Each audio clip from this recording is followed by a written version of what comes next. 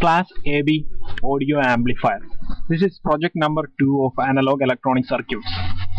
Team members are John Tangredi, Abin Prasad and Joby Matthew.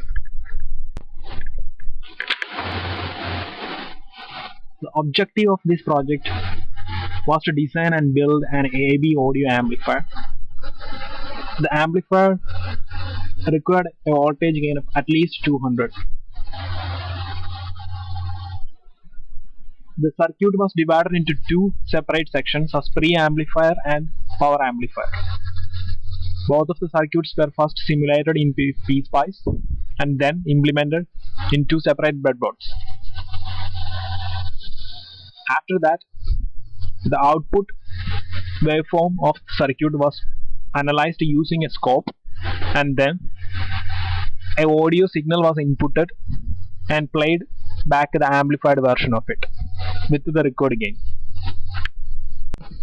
So a bit of overview of the amplifier. The amplifier we use uses an N and P type transistor to source and sink current respectively. The design is simpler and it has a good efficiency. One of the drawbacks for this design is the crossover dead zone, or the voltage differential between the active region points of the push-pull stages. This can be overcome with the Class AB design.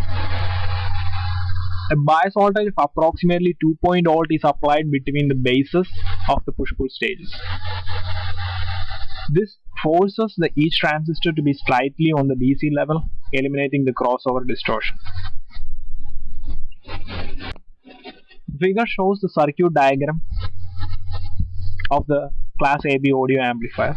It has two different sections, pre-amplifier and power amplifier. Next is the pre-amplifier design. The group's first step was to design a preamp.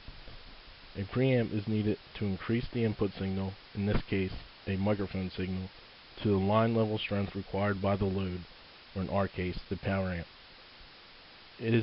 It does this by providing stable gain while preventing induced noise that would otherwise distort the signal. This is accomplished by using a common source amplifier tied to a common emitter amplifier with appropriate biasing circuitry. The most important characteristics of the preamp are high input impedance and a good frequency response. High input impedance is accomplished using a field effect transistor, and a good frequency response is obtained using a bipolar junction transistor. This is the group's design preamp schematic. The value of RG was chosen to be high, 1 megaohms, to keep the input impedance high while preventing the input from floating if no signal is connected. To facilitate the design of the preamp, reasonable bias points needed to be chosen. The operating points shown in Table 1 were selected. The VC and VE values were chosen to center the preamp output between VCC and ground and to allow the maximum possible voltage swing. IC and in turn IE were chosen such that the preamp could provide enough current to drive the power amp. This allows the rest of the components to be calculated. The calculation for the emitter resistor is shown in equation 1. The collector resistance is calculated similarly as shown in equation 2. These values were chosen to center the output of the preamplifier at 15 volts or 1/2 of VCC and satisfy the biasing requirements. The resistance for RB1 and RB2 are set by the values chosen for VE and IB as shown in equations 3 and 4. The gain of the JFET amplifier is dependent on the input resistance of the BJT amplifier and thus must be calculated before progress is made as shown in equation 5. The desired gain of the JFET is approximately 10 volts per volt, which along with the chosen RS value of 5K allows for equation 6 to be used to find RD. For the PSpice simulations, all capacitor values were chosen to be 33 microfarads for simplicity. An open loop gain of 200 volts per volt in the preamp was desired such that when a negative feedback resistor is applied, the closed loop gain can accurately be calculated using equation 9. Equations 7 and 8 show the calculated gains for the preamplifier. The target of 200 volts per volt isn't completely satisfied, however, it's still close enough for the feedback equation to be effective. After all of our component values were calculated, we put them in the PSpice software. The graph on the top is our piecewise simulation result. It displays a gain or V out over V in of about 24. We then moved on to build the physical circuit. The bottom graph is the output of our signal showing a gain of 26 since our input was 100 millivolts peak to peak. These are both acceptable results, and we are now ready to move on to the power amp. The final part of the circuit is the power amp. The power amp was designed for a gain of 10 and is shown in the figure.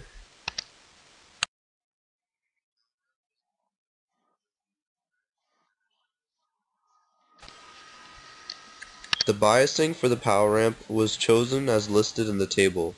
The current of 1 amp was selected for the output stage.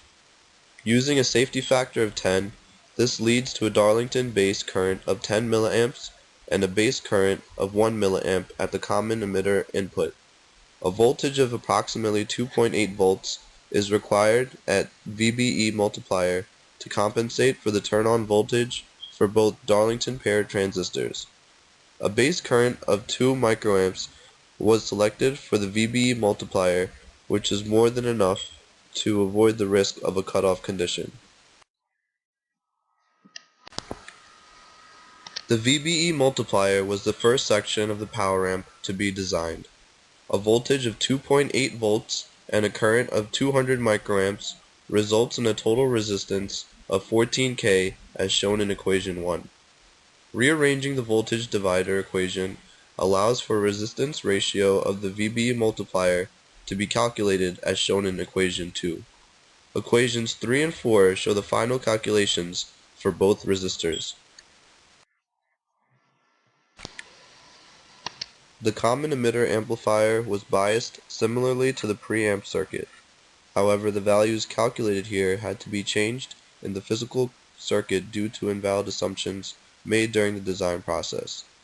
This table shows the operating points for the common emitter amplifier.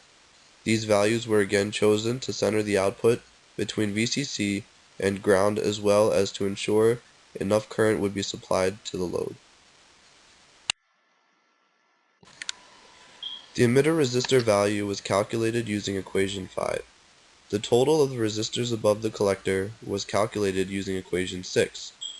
The value was then divided in 2 to obtain the individual resistances.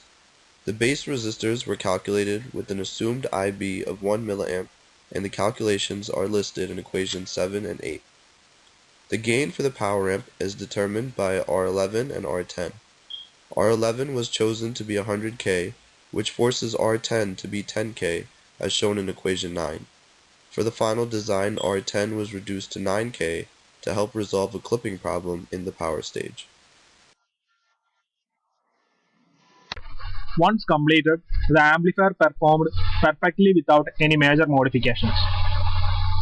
The frequency response from 20 Hz to 20 kHz was exceptional with a minimal drop in the gain of 1 dB at the low range. Despite the added complexity of this project, compared to the previous project, the design process was easier and progressed more smoothly. After connecting an 8-ohm speaker, it resulted in a clear sound output over the entire bandwidth of the amplifier. With a musical audio signal applied, a clean and accurate reproduction of the source signal was played through the output. There was a small amount of distortion present during the first time of the test. This distortion was later eliminated by adjusting certain resistor values. Table below represents the recorded results and the obtained results. All the recorded results of this project has been met. Thank you.